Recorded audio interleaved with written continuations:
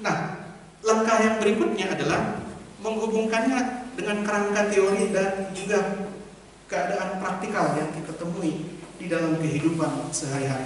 Dan disinilah kita mulai bicara tentang keragaman generasi. Saya menggunakan dokumen yang diterbitkan oleh Kementerian Pemberdayaan Perempuan dan Anak bekerja sama dengan Badan Pusat Statistik Indonesia di tahun 2018.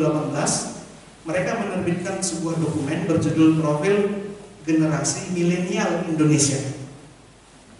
Tetapi yang unik, saya dapat semacam pencerahan juga dari dokumen ini. Ternyata dokumen ini tidak melulu bicara generasi milenial. Sedangkan judulnya adalah Profil Generasi Milenial Indonesia. Tapi pada akhirnya saya bertemu dengan Profil Generasi Indonesia.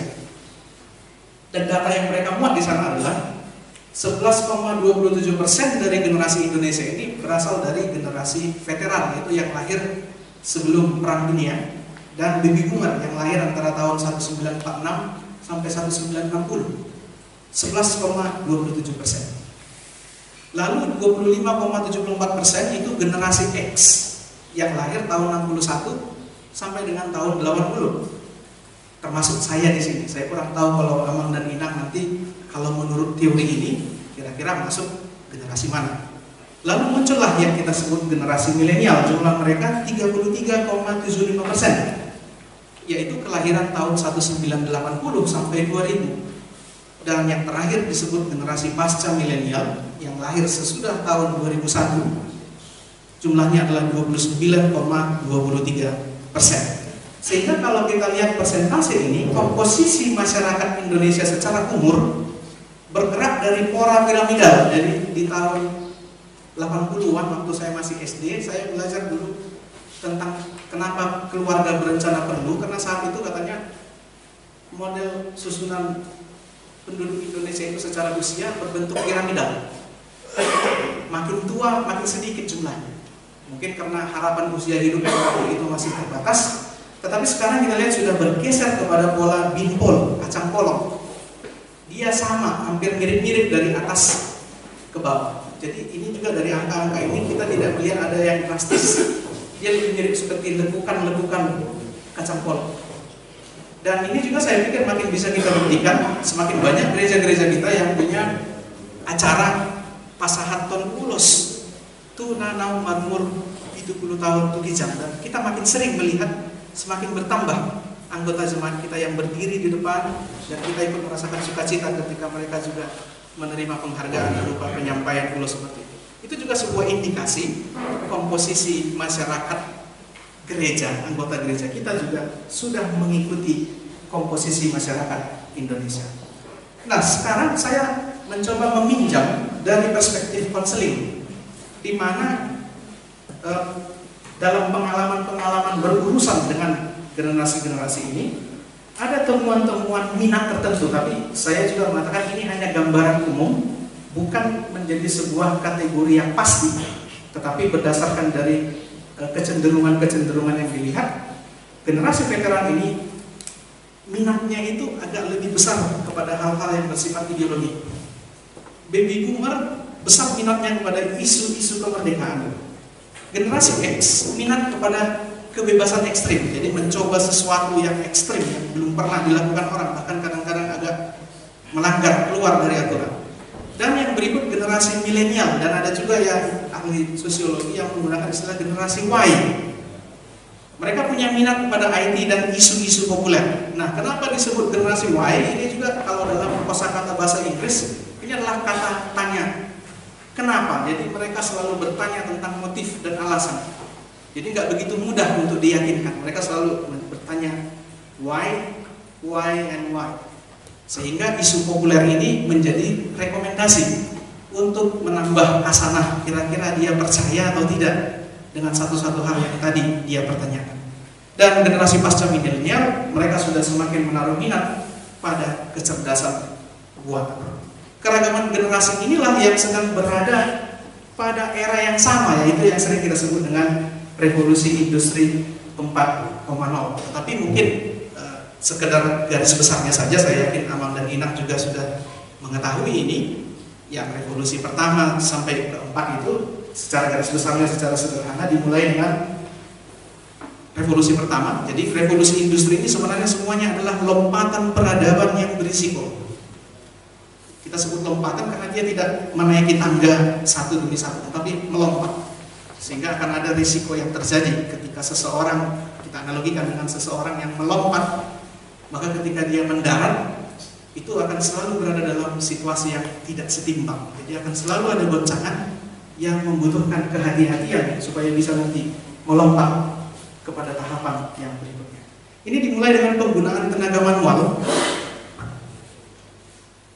beralih kepada penggunaan mesin yang digerakkan oleh tenaga uang.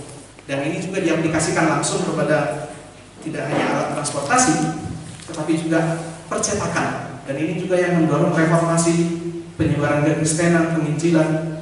Ini sangat banyak berdampak melalui ditemukannya mesin cetak yang tidak lagi digerakkan dengan tenaga manual. Dan sampai hari ini kita bisa melihat ya, percetakan ini menjadi salah satu contoh bahwasannya itu menjadi bagian yang terintegrasi kepada penginjilan, termasuk ibadah dan musik.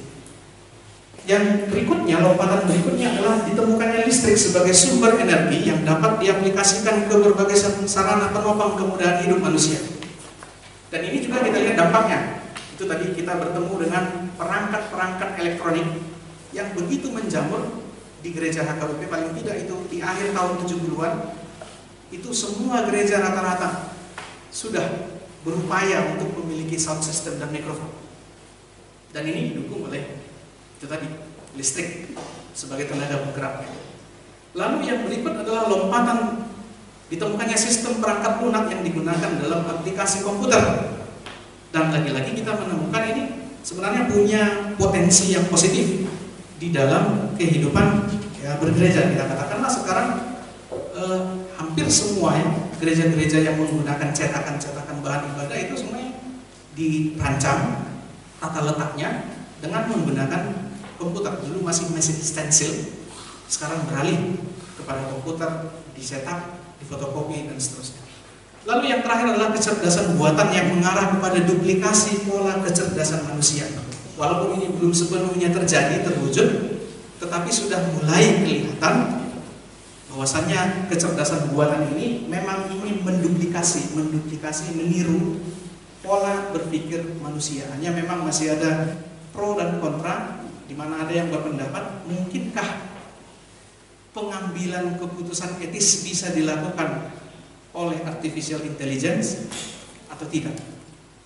Ini kan sangat sulit sebenarnya, dan para ilmuwan masih terpecah dua dalam hal ini. Ada sebagian yang mengatakan bisa saja satu saat itu tercapai, tetapi ada juga yang mengatakan kayaknya enggak, kalau hanya sebatas sebab akibat dikodifikasi menjadi bahasa program lalu dimasukkan ke dalam sistem integrasi artificial intelligence, belum tentu itu akan membuat mesin ini betul-betul mampu menduplikasi pola kecerdasan manusia. Karena kecerdasan manusia ternyata tidak hanya intelektual, tetapi juga mencakup kecerdasan emosional, kecerdasan spiritual, dan lain sebagainya.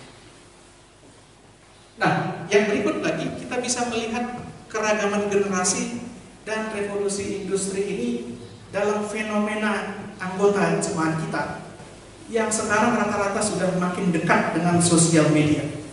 Di sini saya mencoba melihat ada beberapa fitur dari sosial media yang sering muncul dan dipergunakan oleh anggota jemaat kita juga. Yang pertama itu deskripsi. Hampir di semua, apakah situs berbagi video, setiap video akan ada deskripsinya. Kalau kita mau download aplikasi akan dimulai dengan deskripsinya. Dan uniknya gereja kita juga punya deskripsi. Ya buat minggu kita sadarian iman dan begitu seterusnya. Tapi anggota jemaat kita kayaknya nggak memahami itu sebagai sebuah deskripsi. Ini mungkin dalam diskusi kita nanti bisa kita lihat seberapa efektifkah gereja mendeskripsikan ibadah dan musiknya supaya dipahami oleh anggota jemaat. Mungkin di situ nanti kita bisa lihat. Ternyata bibit-bibit deskripsi ini sudah ada. Misalnya kita ambil contoh dalam kebaktian minggu, Tangion Hamuma, Patik nih di mata. Itu orang sudah jelas itu sebuah deskripsi. Tidak ada lagi yang lain. Orang akan mempersiapkan diri, oke, ini saya akan mendengarkan Tita. Nah, itu yang bisa kita lihat. Jadi semakin jelas dan singkat deskripsi, maka biasanya orang akan semakin tertarik. Dan ini bisa kita lihat aplikasi-aplikasi yang kita katakanlah di-download, diunduh, dan diinstal oleh banyak orang, itu biasanya didukung oleh deskripsi yang singkat, jelas.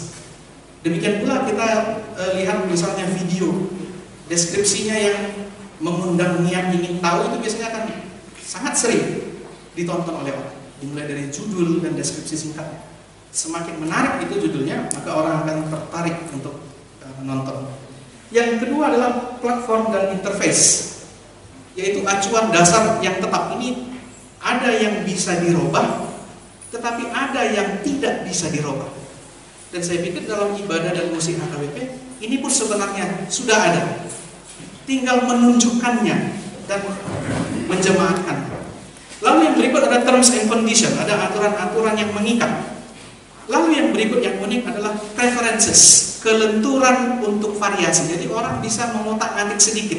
Tapi yang namanya platform dan interface ini nggak bisa dirubah. Tapi ada yang namanya tadi preferences, ini bisa diotak-atik. Dan ternyata dalam praktik beribadah kita sudah sering terjadi.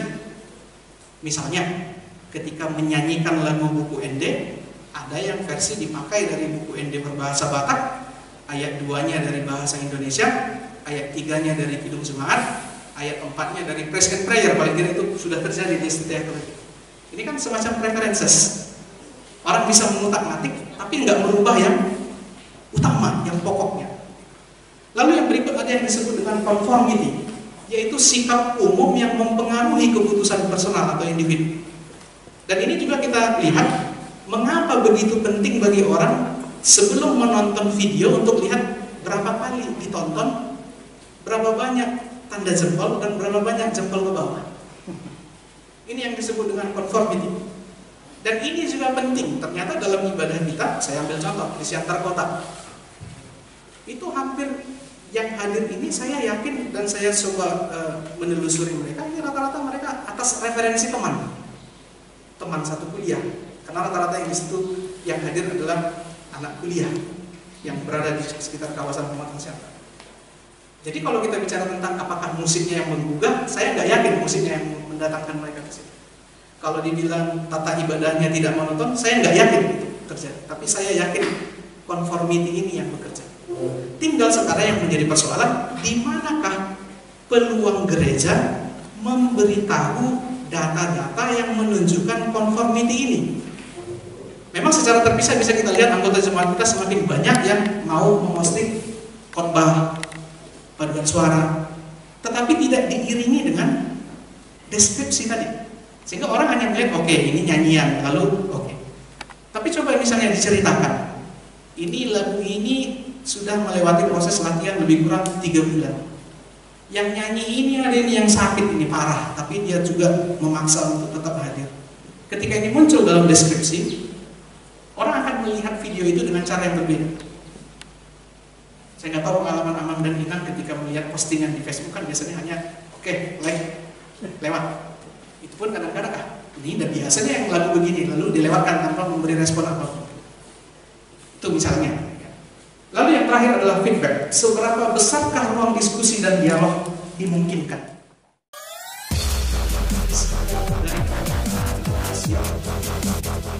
Dari tahun 2015